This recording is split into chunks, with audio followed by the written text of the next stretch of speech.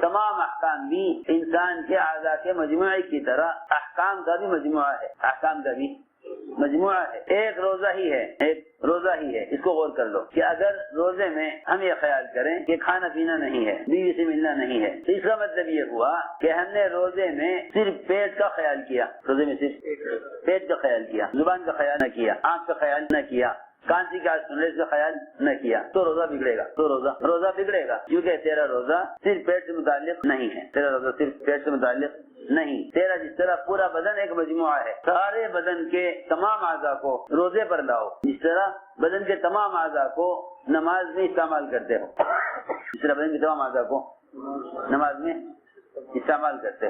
آنکھ کو پابند کرو نماز میں کہ یہاں کے علاوہ کہیں نہ دیکھیں، زبان کو پابند کرو کہ ذکر اور قرآن کے علاوہ کچھ نہ کہے، اعضاء کو پابند کرو کون سا عضو نماز میں کہاں رہے، جس طرح نماز میں پورے بدن کے۔ السلام علیکم دوستو، welcome back to my YouTube channel live Delhi مرکز بیان۔ امید ہے آپ سب خیریت سے ہوں گے۔ آج کی ویڈیو میں ہم بہت ہی اہم بیان سننے جا رہے ہیں۔ رمضان کے اوپر ہے کہ روزہ کس طرح گزارنا چاہیے اور روزے کے بدلے ہمیں کیا ملے گا۔ حضرت جی مولانا سعد صاحب کا بہت اہم بیان ہے۔ ویڈیو میں آگے بڑھنے سے پہلے آپ سب سے گزارش ہے، اگر آپ چینل پہ نیو ہیں تو چینل کو سبسکرائب کر دیں۔ ہمارے فیس بک پیج اور انسٹاگرام پیج کو فالو کرنے کے لیے ڈسکرپشن میں دیے ہوئے لنک پر جائیں اور ہمارے پیج کو فالو کریں۔ چلو ویڈیو کو شروع کرتے ہیں۔ تمام احکام بھی انسان کے اعضاء کے مجموعے کی طرح احکام کا بھی مجموعہ ہے، احکام کا بھی مجموعہ ہے۔ ایک روزہ ہی ہے، اس کو غور کر لو کہ اگر روزے میں ہم یہ خیال کریں کہ کھانا پینا نہیں ہے، بیوی سے ملنا نہیں ہے، تو اس کا مطلب یہ ہوا کہ ہم نے روزے میں صرف پیٹ کا خیال کیا، روزے میں صرف پیٹ کا خیال کیا، زبان کا خیال نہ کیا، آنکھ کا خیال نہ کیا، کان سے کیا سننے کا خیال نہ کیا، تو روزہ بگڑے گا، کیونکہ تیرا روزہ صرف پیٹ سے متعلق نہیں ہے،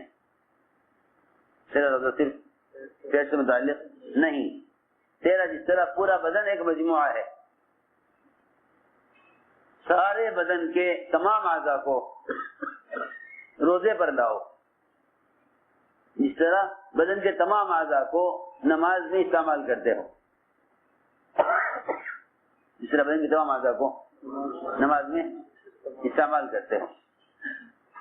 آنکھ کو پابند کرو نماز میں کہ یہاں کے علاوہ کہیں نہ دیکھیں، زبان کو پابند کرو کہ ذکر اور قرآن کے علاوہ کچھ نہ کہے، اعضاء کو پابند کرو کون سا عضو نماز میں کہاں رہے، جس طرح نماز میں پورے بدن کے استعمال کا نام نماز ہے، اس طرح روزے میں پورے بدن کے استعمال کا نام روزہ ہے۔ میں یاد کرنا چاہتا ہوں، پورے بدن کے استعمال کا نام روزہ ہے۔ ہم صرف اتنا جانتے ہیں کہ کھانے پینے سے روزہ ٹوٹ جاتا ہے، حالانکہ ہمیں نہیں معلوم کہ اس انسان کے جسم کے اعضاء کا جو مجموعہ ہے، اس میں ایک چھوٹا سا عضو اگر غلط استعمال ہو تو اس کا باقی اعضاء پر کیا اثر پڑے گا،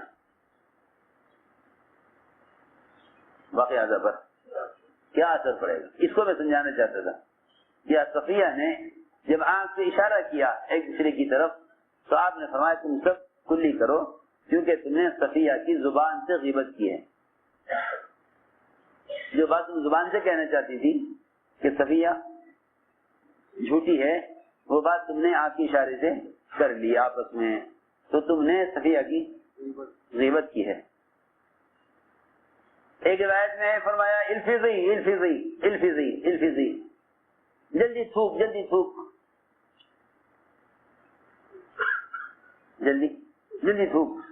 تیرے تھوک میں گوشت نکلے گا،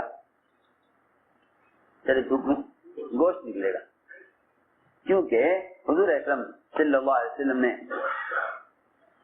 جو گناہوں پر وعیدیں حکم کے بگڑنے پر جو وعیدیں بیان کی ہیں نا، وہ وعیدیں آپ نے خیالی اور مثالیں جو بیان کی ہیں وہ خیالی نہیں بلکہ حقیقی ہیں۔ لوگ کہتے ہیں کہ غیبت کرنا ایسا ہے جیسا اپنے بھائی کا گوشت کھانا، ایسا جیسا کر کے لوگوں نے ان کو ایک خیالی مثالیں بنا دیا۔ کیا بنا دیا؟ ان کو بنا دیا خیالی مثالیں۔ یہ خیالی مثالیں ہیں۔ حضور اکرم صلی اللہ علیہ وسلم نے روزہ رکھوایا، سارے مدینے والوں سے روزہ رکھوایا تاکہ 100% مسلمانوں کو یہ معلوم ہو جائے کہ روزے میں اگر ایک لفظ بھی غیبت کا زبان پر آ گیا تو روزہ ایسے ختم ہو گیا جیسے کوئی کھانا کھا کر روزہ توڑ دے۔ کیونکہ جب عمل کا اجر ختم ہو گیا،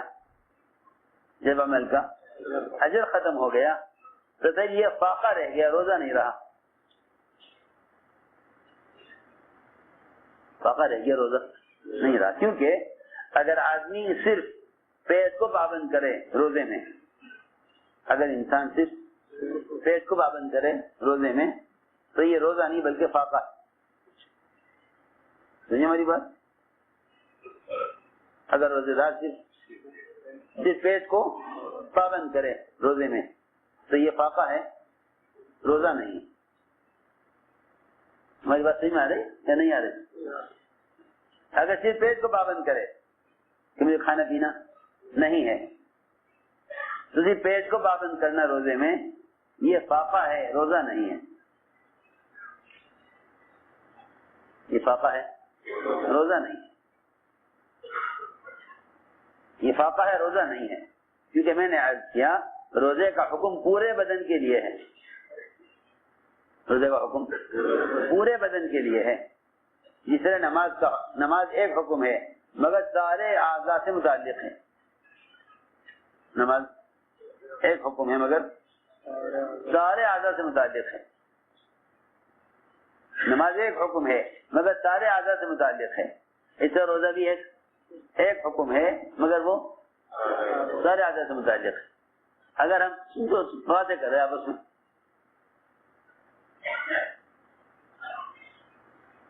اگر ہم خیال کریں کہ کھانے پینے سے باز رہنا روزہ ہے تو پھر یہ پیٹ کا روزہ ہوا، باقی اعضاء کا روزہ نہیں ہوا۔ اس کو فاقہ کہا جائے گا، روزہ نہیں کہا جائے گا۔ اسی لیے فرمایا رب صائم ليس له من صيامه الا الجوع ورب قائم ليس له من قيامه الا السهر۔ عجیب حدیث ہے، رب صائم ليس له من صيامه الا الجوع ورب قائم ليس له من قيامه الا السهر۔ بہت سے ایسے روزے دار ہیں کہ ان کے روزے کی حیثیت اللہ کے نزدیک فاقے سے کم نہیں ہے، فاقہ ہے، ان کا روزہ فاقے سے زیادہ نہیں ہے۔ ڈاکٹر کہہ دیتے ہیں آپ کا علاج ہوا ہے، آپ 24 گھنٹے تک کچھ نہیں کھائیں گے۔ پیٹ کے آپریشن ہوتے ہیں نا لوگوں کے، جب آپ کو 24 گھنٹے کچھ نہیں کھانا، بالکل چیز نہیں کھائیں گے تو کیا فرق ہوا؟ ڈاکٹر اگر ایک مریض کو 24 گھنٹے کھانے سے روک دے، 12-13 گھنٹے کھانے سے روک دے، ادھر ہم 12-13 گھنٹے کا روزہ رکھ لیں، یہ کھانا نہیں ہے۔ انسان کے بدن کے جتنے بھی اعضاء ہیں ان سارے اعضاء کی ہر چاہت کو روزے کے لیے قربان کرنا یہ روزہ ہے۔ حضور اکرم صلی اللہ علیہ وسلم نے سارے مدینے والوں سے روزہ رکھوایا، سب سے روزہ رکھوایا، اور یہ فرمایا میری اجازت کے بغیر کوئی افطار نہ کرے۔ ایک آتا تھا آپ کے سامنے، اجازت لیتا، آپ اجازت دیتے، وہ افطار کرتا۔ ایک نے آ کر کہا کہ 2 لڑکیاں ہیں، آپ کے پاس آنے سے شرما رہی ہیں اور صبح سے روزے سے ہیں، اس وقت حالت ان کی خراب ہے، اگر اور تاخیر ہوئی تو ایسا نہ ہو کہ وہ پیاس کی شدت سے جان دے دیں، مرنے والی ہیں بالکل۔ آپ اجازت دے دیجیے کہ وہ روزہ رکھ وہ افطار کر لیں. آپ نے فرمایا ان کو یہاں لے کر آؤ. کیا شرماتی ہیں آپ کے پاس آنے سے؟ آپ کے پاس آنے سے شرماتی ہیں. اور صحیح بات ہے کہ جو آدمی عمل کو بگاڑ لے گا وہ اللہ کے یہاں عمل پیش کرنے سے شرمائے گا. اس نے کہا آ کر کہ جی وہ تو آ کر آنے سے شرماتی ہیں. فرمایا نہیں، لے کر آؤ ان کو. روایت میں ہے حضور اکرم صلی اللہ علیہ وسلم نے دونوں سے کہا کہ اس پیالے میں قے کرو، پیالے میں قے کرو. ایک نے قے کی تو اس کی قے میں انسان کا تازہ گوشت کچا، جبکہ سوائے درندے کے کچا گوشت انسان کوئی نہیں کھا سکتا. کچا گوشت انسان کا لحم عبیس روایت میں ہے، تازہ کچا گوشت وہ قے میں نکلا، پیالہ آدھا ہو گیا.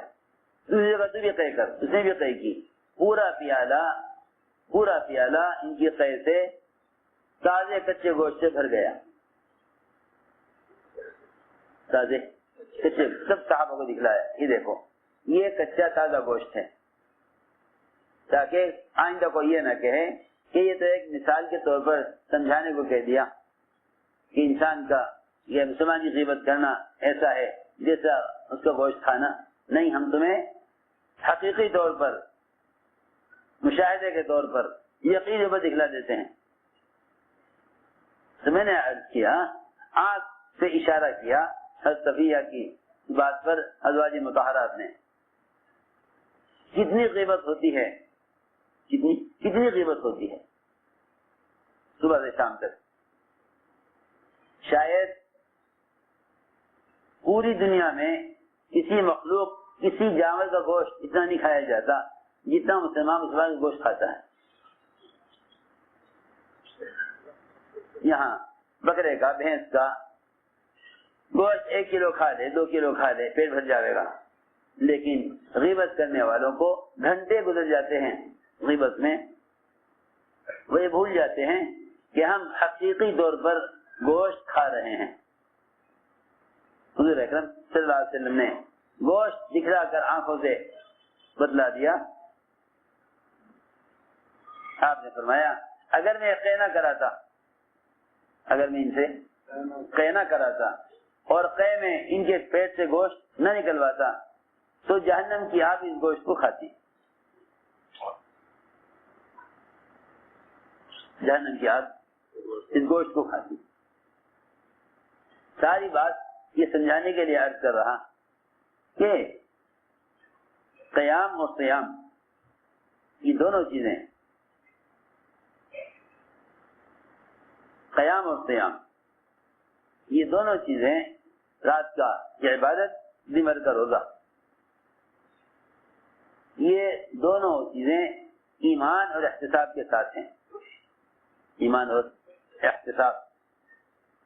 اللہ اس پر کیا دینے والے ہیں، اللہ اس پر کیا دینے والے ہیں. سوچو، غور کرو. ایک شخص کا گھر تیار ہو جائے، ایک شخص گھر تیار ہو جائے، سارے کمرے، سارے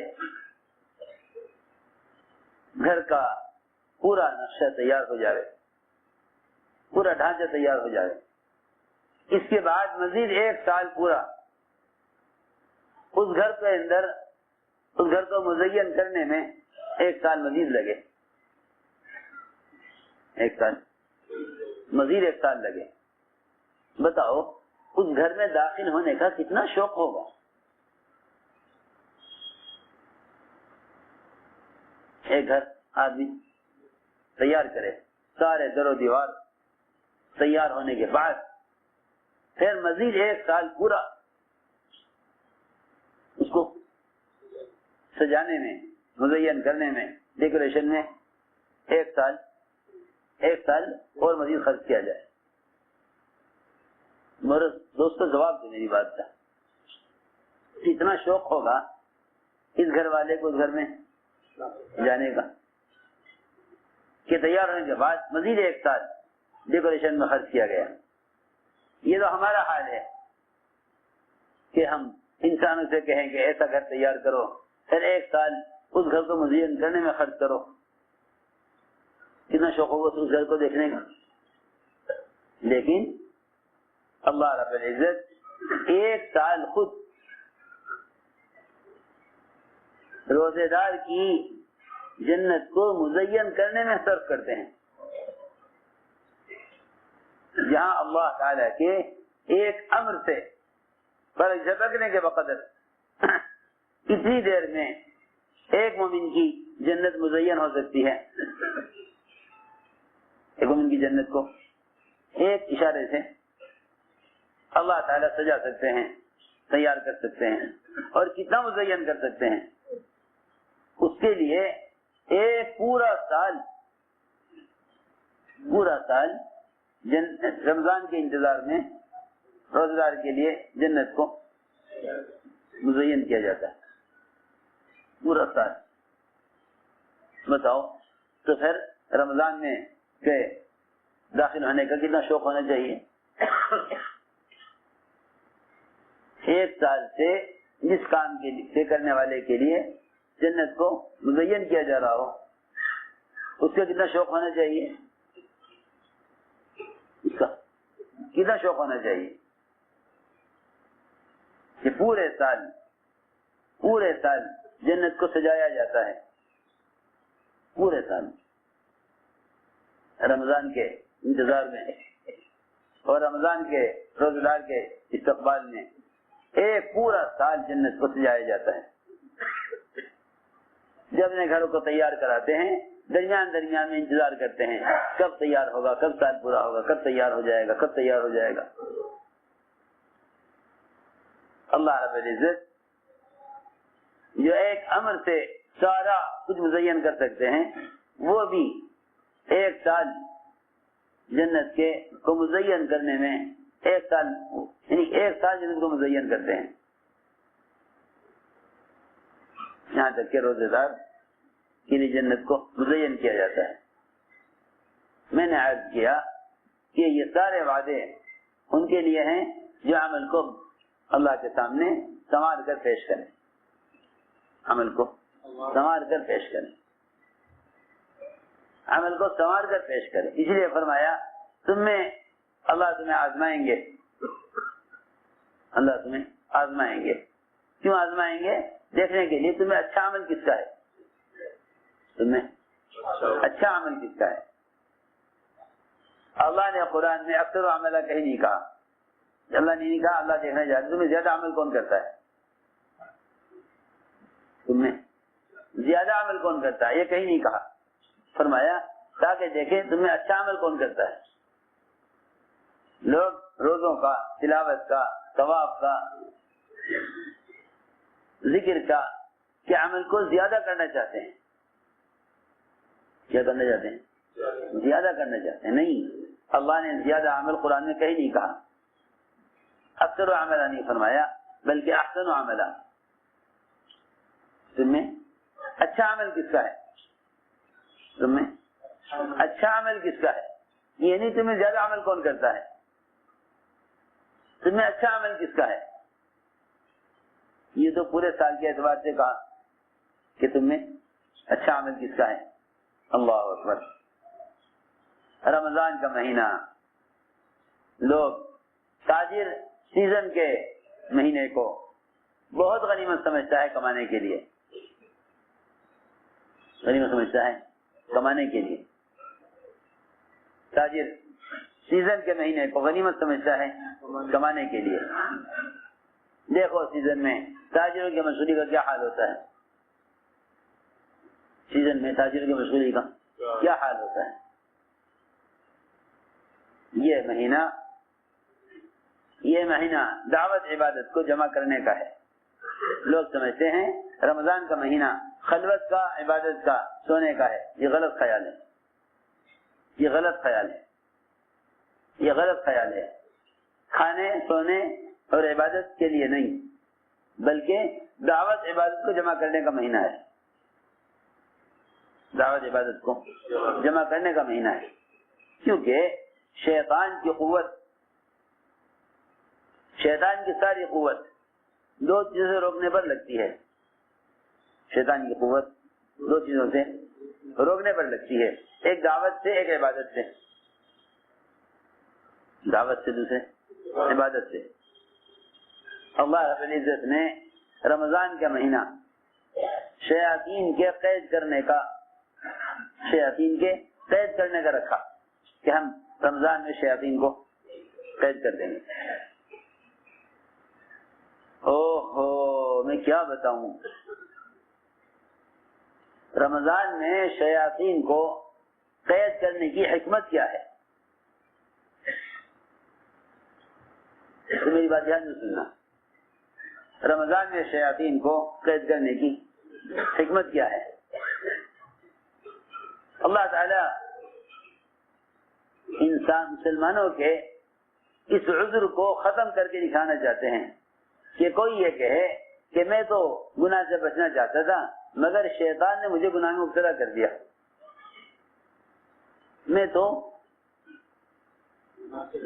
نیکی کے کام، عبادت کے، تلاوت کے، ذکر کے، اللہ کے راستے میں نکلنے کے اعمال کرنا چاہتا تھا مگر کیا کروں، شیطان عمل نہیں کرنے دیتا۔ ویڈیو کیسا لگا آپ کو اپنی رائے کمنٹ میں ضرور دیں، ویڈیو کو زیادہ سے زیادہ شیئر کریں، لائک کرنا نہ بھولیں، اگر چینل کو سبسکرائب نہیں کیا ہے تو چینل کو سبسکرائب کر دیں، لائک اور کمنٹ ضرور کریں۔ کیسا لگا آپ کو بیان